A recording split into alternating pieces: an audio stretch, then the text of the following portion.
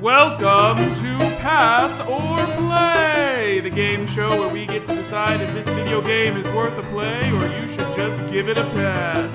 Our first contestant is... NEKOPARA, Catboys Paradise. For the month of February, I set out with one goal in mind: to play furry dating games. You can thank or blame my friend and fellow YouTuber Afrodo for that decision. Amidst the menagerie of anthropomorphic animals, I stumbled into a gender-swapped spin-off of the infamous cat-girl dating series NEKOPARA. Now, I'm not ashamed to admit that I've played a few visual novels and dating sims in my time. I'm a hopeless romantic, and I have no social life, so why not live vicariously through 2D characters? The question now is, how does NEKOPARA Catboys Paradise measure up? For a relatively short game, Paradise manages to pack a decent amount of story into the premise. You play as a young woman who inherits a café from her grandfather after his death. Somehow a school gets in touch with you and offers to send some students to help run the place. Sounds like some kind of unpaid internship program.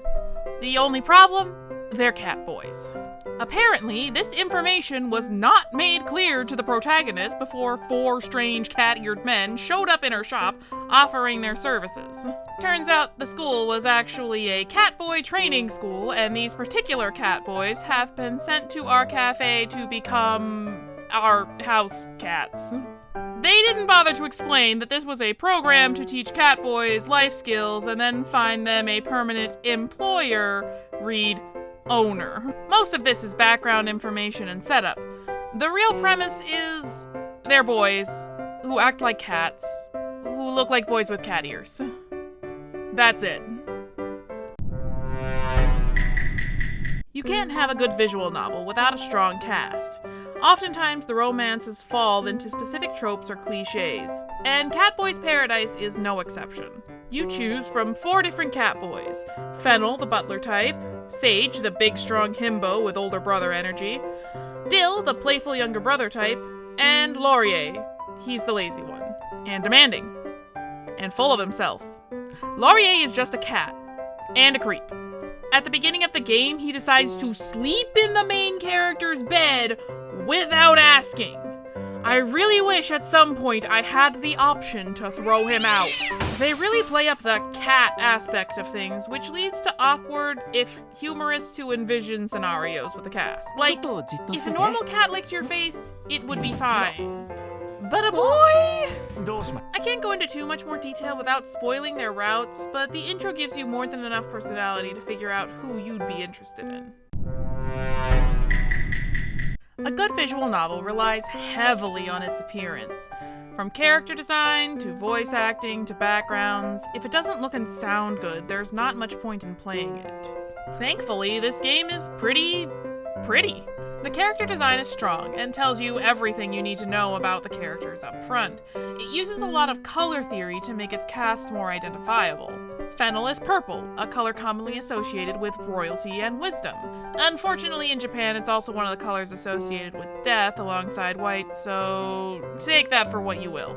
It fits very well with how proper and intelligent Fennel is, as well as his tendency to be the leader of the group.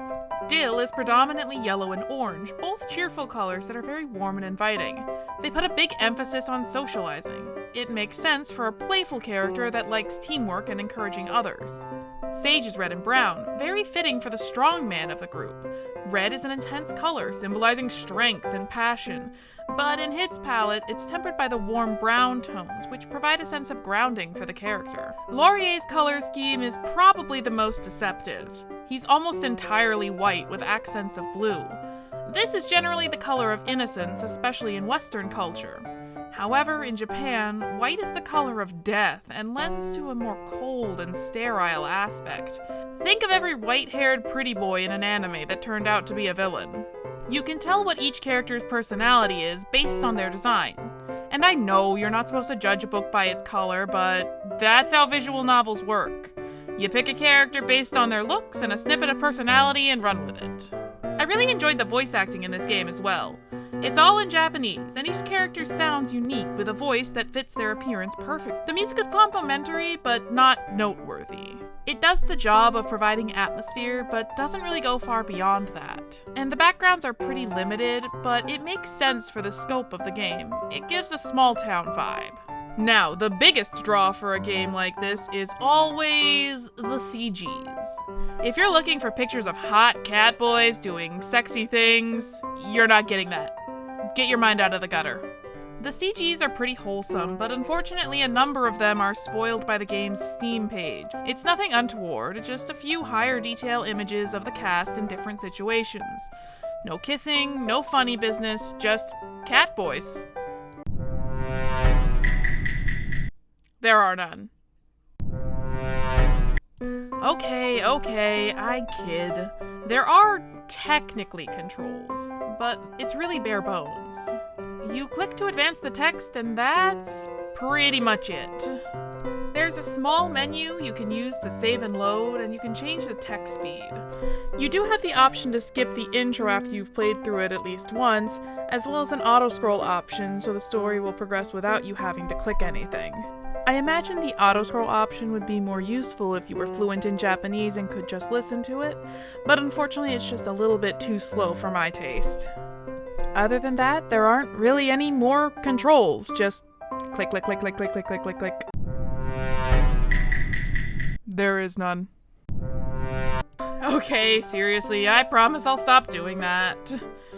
The thing is, there isn't much to the gameplay either. This is a true visual novel, with almost no choices to be made. That isn't necessarily a bad thing, just the style of the genre. I did find the main character's lack of a backbone a little infuriating at times, especially when Laurier was involved. Seriously, no is a complete sentence. Use it! Because this is a visual novel, you choose the route outright instead of interacting with all of the characters together and building up relationships through events like in a dating sim. After the prologue, a screen pops up and you can click on whichever cat's story you want to follow. So obviously I chose Laurier! Just kidding.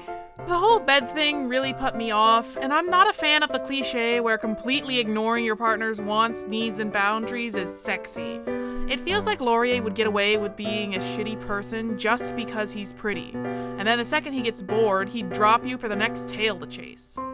I went with Fennel's route, both because he's respectful and I have a soft spot for dark-haired anime boys with glasses.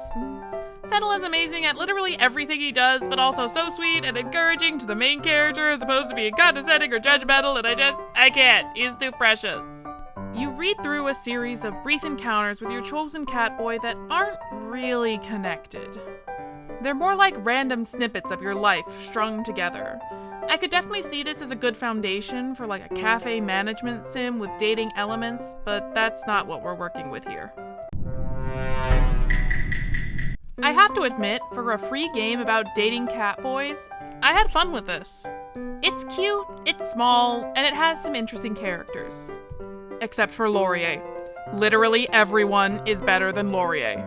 Sage has his bad moments too, but overall he's not nearly as bad.